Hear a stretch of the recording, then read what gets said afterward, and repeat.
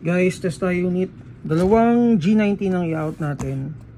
So, G19 Gen 4 WE Silver Slide.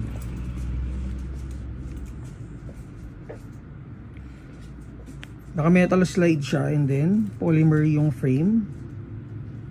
Ito yung sights. Ayan. Si G19 guys may markings. And then yung grip niya is may groove. Ayan. And then may kasama na rin siyang extender.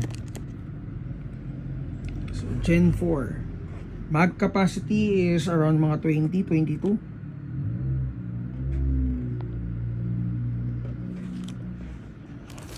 So nag-additional din si Boss Sotak RMR and Skywoods na laser flashlight combo. Test natin.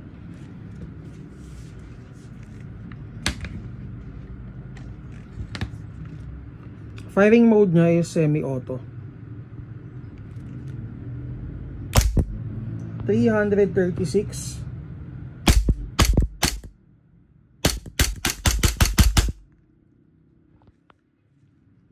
For details, PM lang kayo sa page natin, Mavs Hobby Shop.